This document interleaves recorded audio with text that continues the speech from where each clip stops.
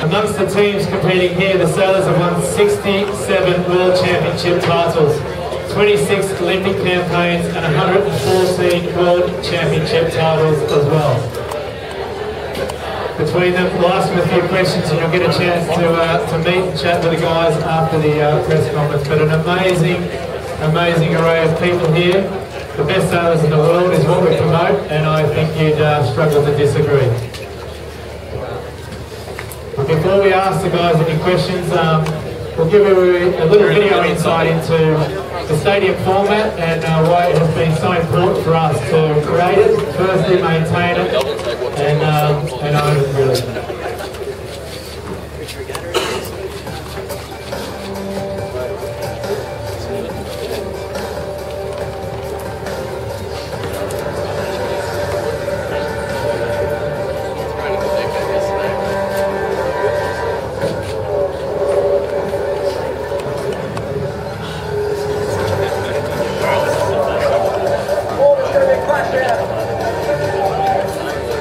Intimidating bunch of people right next to me. We're going to start off by having a little chat with Nathan Warmer.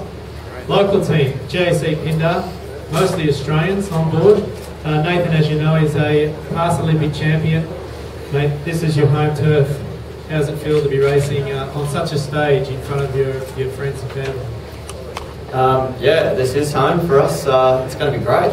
Well, as long as it stops raining. Put on the weather for everyone, so welcome. No, I'm really excited about sailing here in Sydney in front of such an awesome backdrop in our home waters, and hopefully we get some really good crowds to come out and support us, and hopefully, yeah, the sun comes out and we actually get some really exciting racing in here. So really looking forward to it. So it's been can you sum up a year? It's been a long year. Can you sum up years so far and what you're expecting from a performance aspect? And I'm going to ask all the guys this same question. How the year's been and what you're expecting out of Sydney? Well, I can't talk for the beginning of the year. I wasn't on the boat, but since I've hopped on, it's been an interesting learning curve, quite a steep one.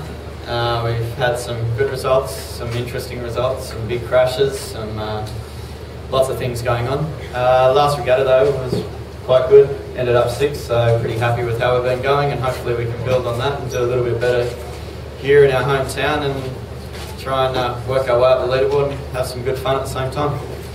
Terrific, mate. It's all about fun. Next up, I'm going to ask Morgan Larson. You know Morgan? Currently leading the series. Morgan, just talk us through the year. It has been a real battle with Lee and the team. Talk us through the year and what you're expecting or what you're actually hoping out of Sydney. Seems like it's been 3 years battling with Lee. He's obviously got the better of us the last couple, and this year, our team came together and had an awesome year. I actually got an email from Ernesto Bertorelli yesterday to the team and just addressing the success we've had this season and how proud he is of our results so far. And he said just continue doing what you're doing and it'll all work out in the end. And he also touched on that if we failed and didn't come away with the win, that he was still proud, but sort of reading between the lines, I think he said basically don't come back.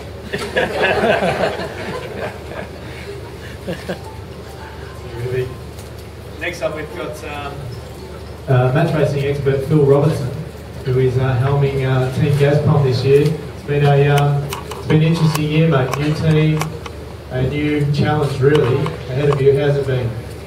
Yeah, it's been a lot of fun. The Gazprom Team Russia is a very young team. We've got a couple of young Russians on board who never sailed a cat before. I think one of them's just come straight out of the laser class. And it's been very good. I've learned a lot, and that's been the main point of the project, is to get in at year 1 and just learn as much as we can and take it from there and hopefully continue on in the future. And I've got a big program with a lot of different classes of boats, and they're doing very well internationally. So yeah, it's a good to be part of this team, and hopefully we can put a good result here and make it stick for next year. And Sydney, final end of the season, all guns blazing? Yeah, 100%. Bit of breeze will be a lot of fun, and we'll throw everything at it. Well, it looks like you're going to get the breeze. Frank Camus, skipper of Group Armour Sailing Team, winner of the last edition of Volvo Race amongst a whole array of sporting accolades in sport of sailing. The year's been pretty tough. You've had a few big crashes. you know, a mixed bag of results. So talk us through your season and what you expect in Sydney. Yeah, for the season we are a little bit frustrated with our result, but the goal to be here is to create a team spirit with Team France and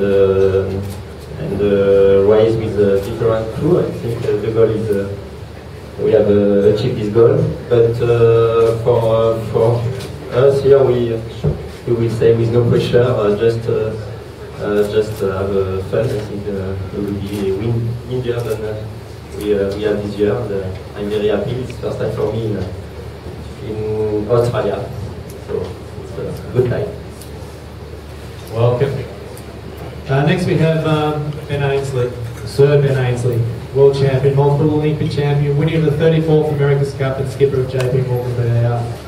Ben, it's been a really interesting year for you guys. You've had great results. It's been a big part of your big picture focus. How's it been? How's it worked out for you? Yeah, it's been a really great season. I mean, we started off quite slowly coming in and trying to catch up with these more experienced teams in this type of boat and type of racing. And for us as a team to come together and try different roles, really get to grips with this challenge, which it really is. I mean, these are all fantastic teams, and you see the boats out there racing on such a tight course. It takes a while to get to grips with that. So we've enjoyed it a lot. It's been really valuable for us as a team, and we're looking forward to this final event in this beautiful venue. We shot at the podium here in Sydney, so again, you're no stranger to any pressure, and I'm sure you're going to go out all guns blazing. You looking for the breeze?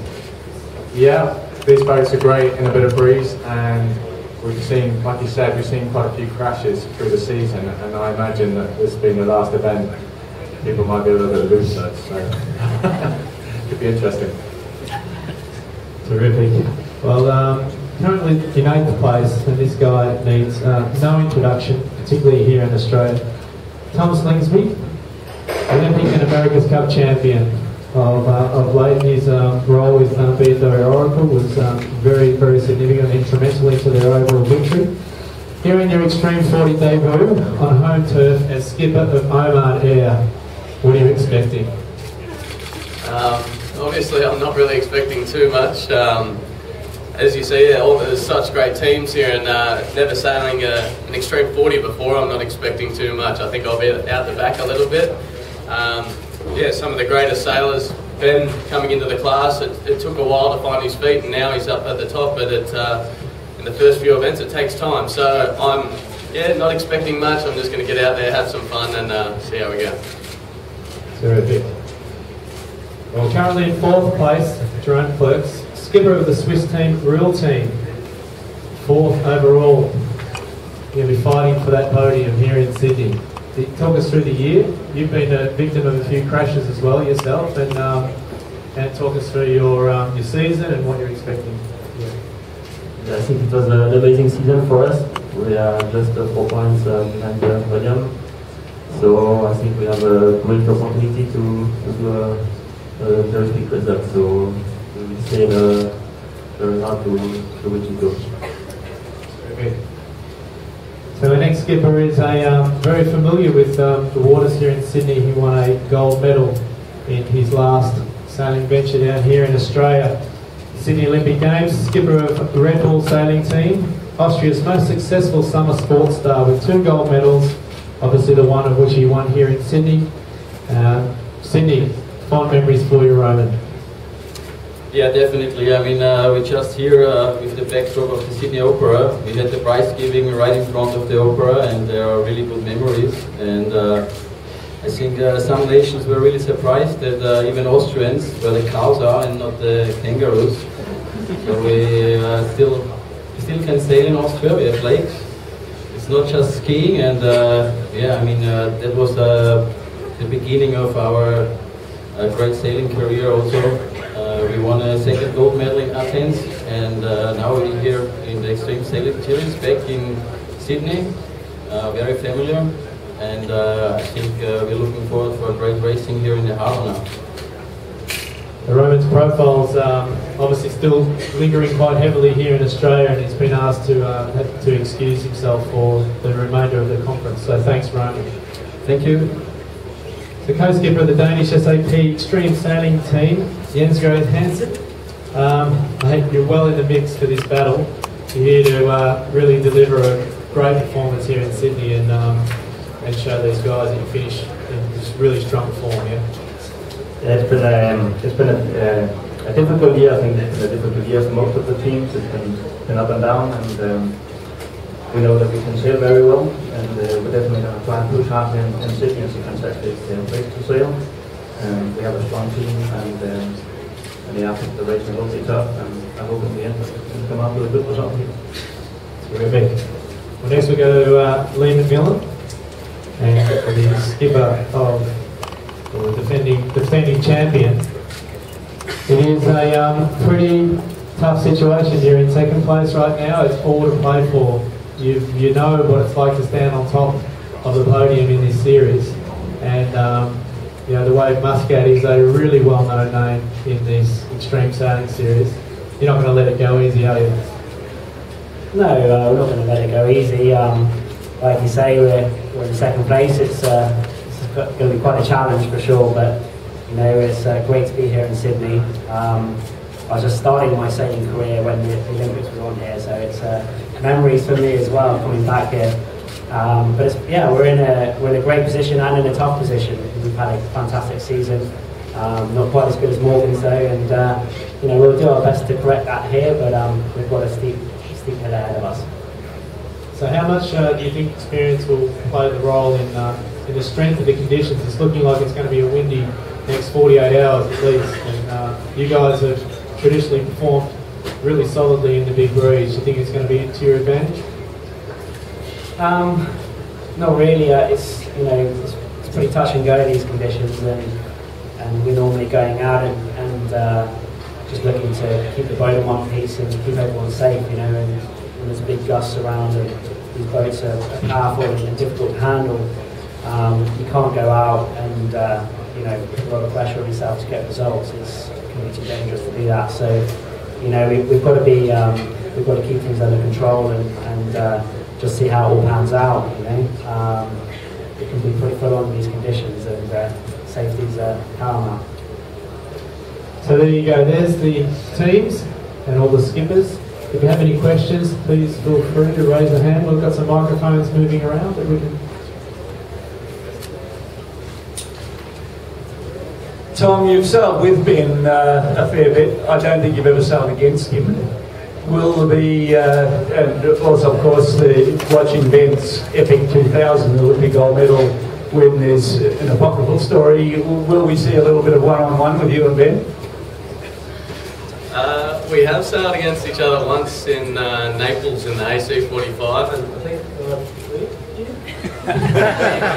it's probably the only time I'll ever beat Ben. We got a bit lucky that week, but no, we get along really well, and I'm always watching for Ben. Well, I'm usually watching because I need to know which way to go, but other than that, I'm looking forward to getting out there and racing him for sure.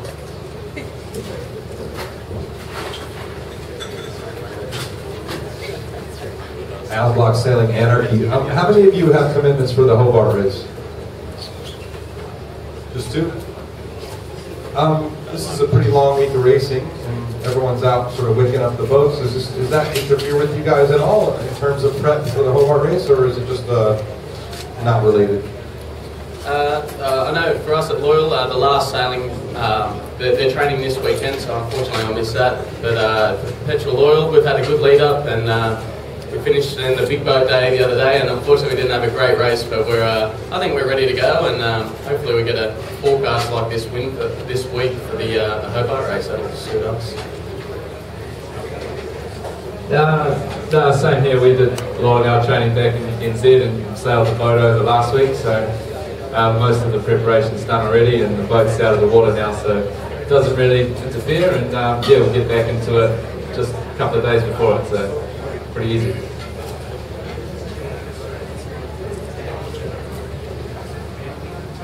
There's a question for Morgan and Lee. Gents, my maths is pretty shockingly bad. in the overall scenario, this overall championship, Lee, where do you need to come and where does Morgan need to come? You need a microphone. Bigger. Well, we've got a win, and Morgan's got to be sixth or worse, so that's quite a margin. Bearing in mind, Morgan hasn't finished outside the top 3 all year, so it's right, isn't it? Doesn't finish outside the top 3. That's correct. Morgan, would you comment on this, please? Well, hopefully his math's better than mine. I think I had one place different, but regardless, it's going to be a tough week. Conditions are going to be right up there, so it's going to be pretty easy to get yourself tangled up or go for a swim and rack up a lot of points. So for us, just going out and trying to win is the goal. And if we can do that, use the same ingredients for the same recipe, and then the paddle season should work out. Okay, just how cool is this whole contest going to be, Morgan? Well, it's amazing, the fleet, the field, the venue, the conditions. I think about racing here. It's been Lee touched on. He started his sailing career back when these guys were winning gold medals here in Sydney. I think the last time I had a successful race right here on the same course, Lee was probably just born, and we were sailing 18-footers. To me, it was the best day of sailing I've ever had. We were the first boat to capsize. We were last to the windward mark. We came back and got third in the race. As we were putting the boat away and licking our wounds, some fellow ran up to us and said, "I won $10,000 on you guys today. I won $4,000 because you were the first to capsize." And this is on the betting ferry. And I see some of the same media here that was back then. And he won another $3,000 because we were last to the weather mark, and then he won another $3,000 because we got third in the race. He gave us half his winnings. We had $5 grand, had a good night on the town. Very last question, very quickly, Lee. Is it possible? Can you win this championship? You're third. Yeah, anything's possible. Just going to have to wait and see. And it's windy. We're going to try and keep it safe, but we're going to push hard as well and try and get the win and see how it all pans out. Out of the south, and it's going to build all day. Our present forecast has the breeze peaking out at 35 knots later on this afternoon. In view of that, the compulsory reefs before you leave the dock, and don't leave the dock until I give you permission to do so. If it becomes too gusty, we may split you into 2 fleets of 2, just to give you more space on the water. The programme is that we're aiming to start at 1400 hours on time, but don't leave the dock until I give you permission. Yeah, not too bad.